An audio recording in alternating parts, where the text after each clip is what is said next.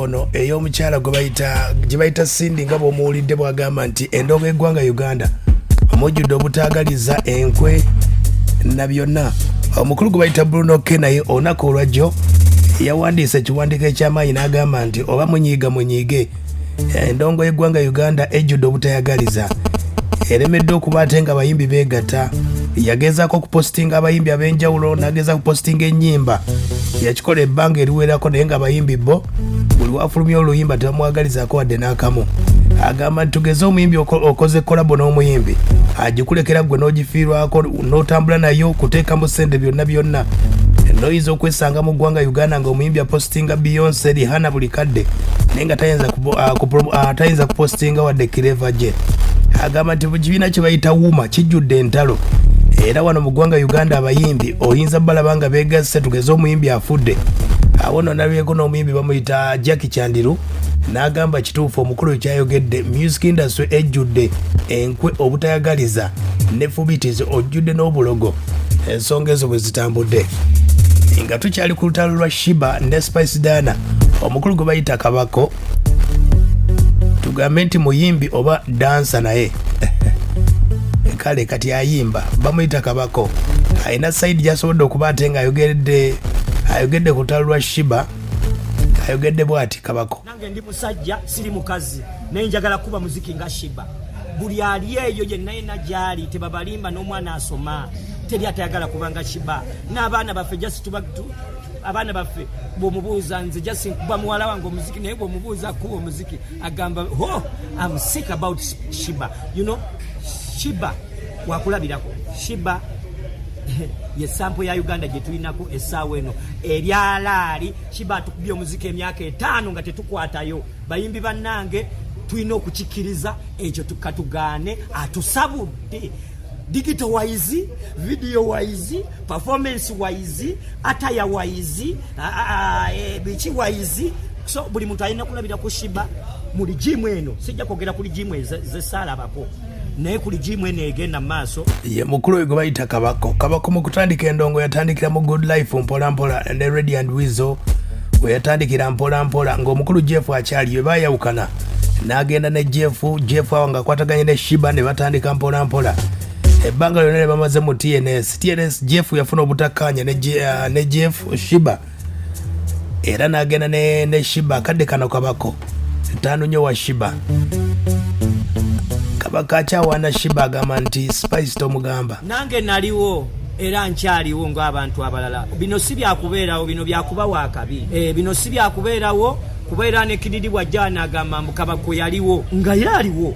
Bino si byakubeerawo, bino byakuba byali yaliti era nakyo kino nkiddamu mu kamera nga nkibabuulira. Bino buli gwolaba omuyimbi mu kamera akuba ate nkiddamu teri muyimbi kakwa kato, buli kakwa kaakula dda.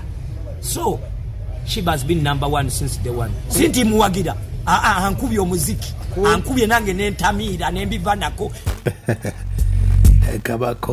Kabako bamubuuzizza nti ku ntalo ze yayina ez'ettaka ezaali Sezebusabala Jeff omukulu Sheebah nga teyaziriimu. Ayina bw'agambye nti Sheebah yamuyamba nnyo ku ttaka eryo mwawulira nga balwanira ne Jeff. Agamba yamuwa ne ssente ezo kyova olaba nti Sheebah yasirika. Naye nga Sheebah ne mu ttaka eryo lyennyini kankiddemu nga nkyogera mu kamera. You deserve everything financial wise. Nga nwanirira ettaka eryo teri munnamawulire teri wa TV yampaayo ku ssente. That woman, we call a woman, nagenda mu makage with my wife together too.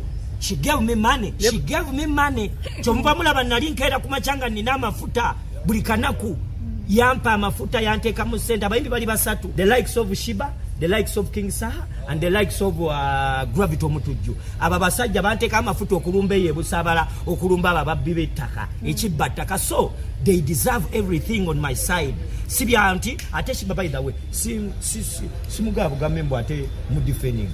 Sheebah ya making a Kabako. Sheebah yakola Kabako, Sheebah yakola Waiki Benda, Sheebah yakola topic kasente. Kiwulidde ate nno ku kivulo ekyakaggwa ekya Spice Diana Kabako no y'omu ku baayimba agamba yali agenza olw'ensonga nti baali bamusasudde. Ayina feesi bw'agijjako ne Kabako ng'ayogera bulungi ne waba tagigyeko ayogera bulungi. Simanyi Spice kuba sisulanga nze ngende wa Sheebah ne ntula mu garden ne nkeesezaawo I know Sheebah nali ngenzeko ne wa Spice naye sijja kubalimba simanyi nina wenkome wani ewa Spice ewa Sheebah I go beyond kubeera gambye bw'omukwatako kati nkukubirawo balina ke bankolakolamu awo ku Saturday manya ku kulonchi yaabwe naye my friend of mine bamuyita Topic Kasente yangamba those guys they have to call you in the morning balina okukubira kuba gwokola ogwo omulimu ogwo wagupatana ogw'okuyimbira abayimbi so I ended up ate ku makya ne bankubira kubanze siina gye bayita mask face ne receiving a call I went ahead I made their shows deal they paid me deal ninginda nekola kubanze gwe mulimo gwange kibampita Kabako. Some people call me Majega Kutaka TNS machinery generally. I'm a machinery everywhere. I'm a machinery from the good life. I was the good life machinery. When you see me ramping my any friend, run, get too scared. Babondabako, just run, get too scared. Kubanze, I don't beg no friend. Ewange wakandi achiro nyeza beef.